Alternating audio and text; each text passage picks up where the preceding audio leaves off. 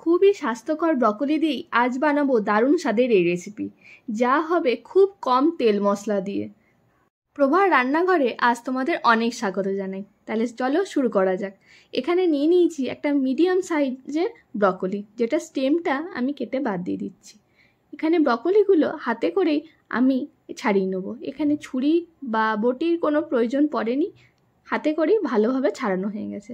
পুরোটা ছাড়িয়ে নিয়ে পরিষ্কার ঠান্ডা জলে আমি ধুয়ে নিয়েছি। সাথে নিয়ে নিয়েছি বড় করে কেটে রাখা কিছুটা আলু এবং মটরশুঁটি। সাথে এখানে একটা পেঁয়াজ আমি নিয়ে নিয়েছি, যেটা মিডিয়াম সাইজের। এটাকে আমি একদম কুচি করে নেব। এই রেসিপিটা আমি আগে বানিয়েও দেখেছি, পেঁয়াজ বাটা দিয়ে তখন বানিয়েছিলাম, কিন্তু পেঁয়াজ কুচি করে দিলে বেশি টেস্ট হয়। এখানে একটা ফ্রাইং প্যান নিয়ে নিচ্ছি, সাথে নিয়ে নিচ্ছি পরিমাণ মতো খানিকটা সর্ষের তেল, এবং এই তেলের মধ্যে একটু নুন এবং হলুদ ছড়িয়ে নিচ্ছি। ধুয়ে রাখা ব্রকলিগুলো এখানে আমি দিয়ে দেবো এবং হালকা করে এগুলোকে ভেজে নেব।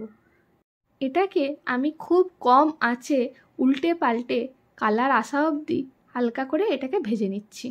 সব ব্রকলিগুলোতে যখন ঠিকঠাকভাবে কালার চলে আসবে, তখন এগুলোকে আমি তুলে নেব এবং এই অল্প তেলের মধ্যেই আমি কেটে রাখা আলুগুলোকে দিয়ে দেবো।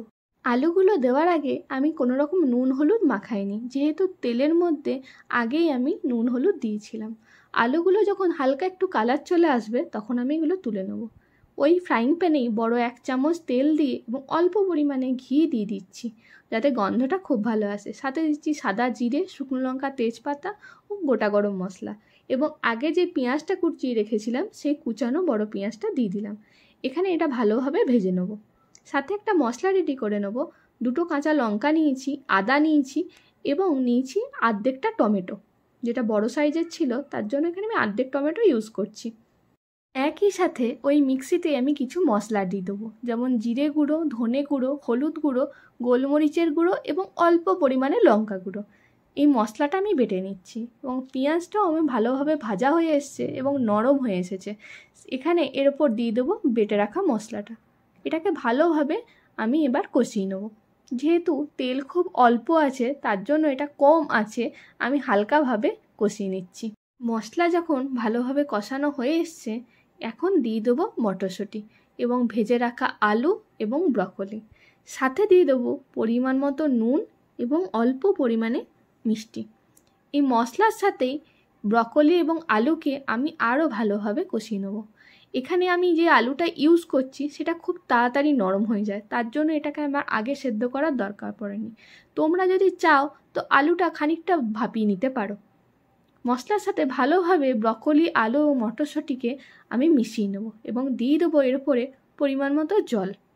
এখানে আমি ঈষদুষ্ণ গরম জল ইউজ করেছি।